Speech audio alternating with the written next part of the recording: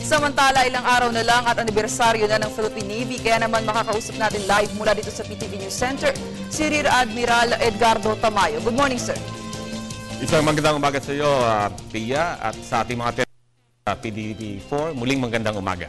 Okay, sir, tell us naman dito sa paparating ninyong event, ano po itong mga activities ninyo para sa Philippine Navy anniversary? Yes, Pia, we will be celebrating the 115th anniversary of the Philippine Navy, at ito ay gaganapin sa Fort San Felipe, Naval Station Pascual Ledesma, sa unang pagkakataon, sapagkat in the past, ang anniversary natin ay ginaganap natin sa Headquarters Philippine Navy, Rojas Boulevard. At nagkaroon tayo ng maraming pre-anniversary activities bago sa actual, no? At babanggitin natin, ang actual Navy anniversary will be on Tuesday, which is 21 May. At nabanggit nga natin ang mga pre-anniversary activities. Inumpisahan natin ito sa advocacy biking, no? Among others. At itong advocacy biking ay ginanap natin in support to the advocacy of and to promote safe and fair elections. Likewise, nagkaroon din tayo, Pia, ng ating the usual medical, dental, and veterinary civic action programs. At ito ay gaganapin sa Loay, Bohol, sapagkat ang pagkakalam natin ay mas maraming nangangailangan sa lugar na yon, lalo na't yung hindi nakakarating at mahirap doon sa mga hospitals. Likewise, ay nagkaroon din tayo ng isang donation activity na tinayo ng Philippine Navy, yung multipurpose covered court, na ito ay pinangunahan ng ating Navy Chief, Vice Admiral Jose Luis Alano, noong May 7. Ang ito ay tinenover sa Katiil, Davao Oriental. Itong multipurpose covered court na ito ay para sa kababayan natin, no? Lalo na yung mga nasalanta ng recent Typhoon Pablo. So sir, gaano katagal itong mga mukhang marami kayong activities, ano? Mukhang gaano katagal ilang araw o ilang buwan tatahakin para makumpleto nyo itong mga activities ninyo, sir? Ito ay ano naman, Pia, ito naman ay sabi nga natin, magkakaroon tayo ng actual Navy anniversary sa 21 May sa Tuesday. Subalit, meron pa rin tayong mga susunod na activities pa even after the Navy Day. Okay, sir, para lang po sa kaalaman ng lahat, maaari po ba tayo mag-cite ng mga pangunahing accomplishments ng Philippine Navy noong mga nakaraang taon at ngayong taon, sir? Marami tayong mga accomplishments, Pia, dito sa Philippine Navy, no? Uunahin na natin ang recent, katulad na banggit natin kanina, insofar as civil military operations is concerned, ay yun nga, nagtayo tayo ng isang multipurpose covered court para sa ating mga kababayan sa Katiil, Davao Oriental. Likewise, noong mga nakaraang taon, ay ang Philippine Navy ay patuloy na gumaganap sa kanyang tungkulin, particularly in terms of internal security operations. When I say internal security operations, ito ay kasama natin dito ang buong armed forces, ano? Ang Philippine Army, ang Philippine Air Force. Then likewise, meron din tayong mga accomplishment na tinatawag natin na territorial defense operations. Yan ay patuloy na ginagampanan ng Philippine Navy. Ito yung patuloy na sovereignty patrols sa ating mga nasasakupan, particularly ang ating teritoryo. Ganon din ang humanitarian assistance and disaster response. Matatandaan natin na noong mga nakaraang taon, isang Philippine Navy, kasama na rin natin ang buong kasandaluhan, noong mga Typhoon Undoy at yung mga iba pang disaster, na kung saan nakikita natin na nangunguna ang ating kasandaluhan, kasama ng Philippine Navy, sa pagkakataon na ito. Okay, sir, kamusta yung humanitarian missions natin doon sa Sabah incident?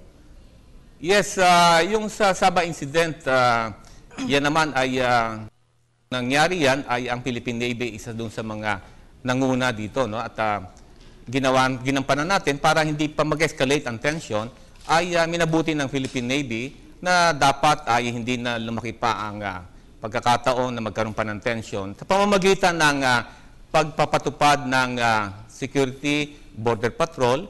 Likewise, yung mga kababayan natin na galing sa Sabah ay sinakay natin pabalik dito sa Mindanao. Okay, sir, ngayong anniversary ninyo, paano po ba maikukumpara ang Philippine Navy noon at Philippine Navy ngayon?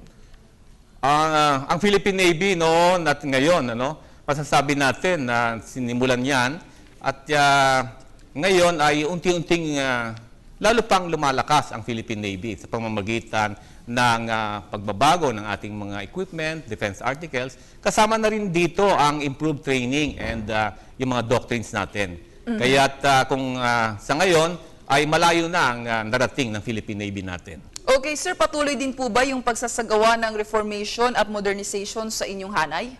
Tama yun.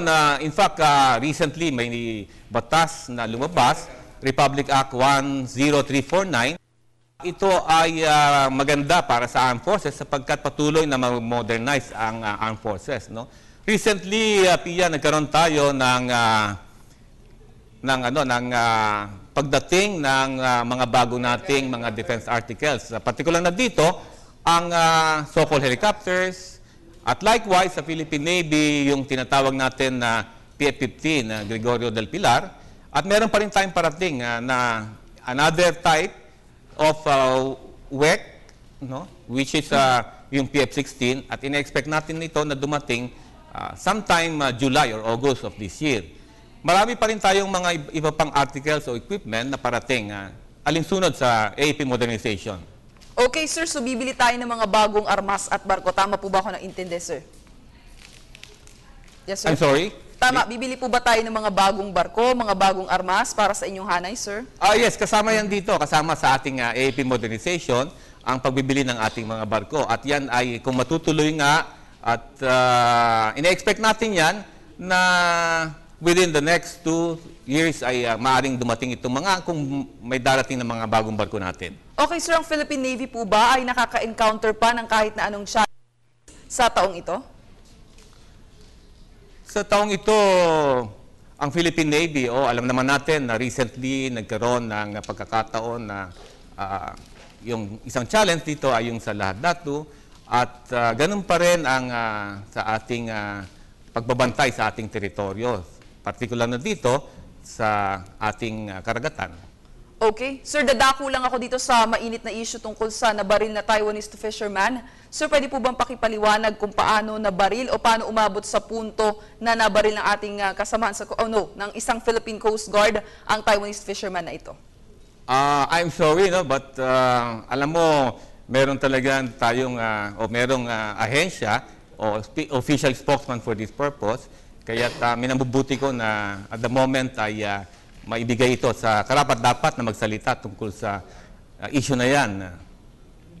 Okay, sir, yung kahit lang po yung rason kung bakit na umabot sa puntong mabaril sila o mabaril itong fisherman na ito, sir, meron po ba tayong kahit na ano idea? For sure, sir, meron tayong idea dyan.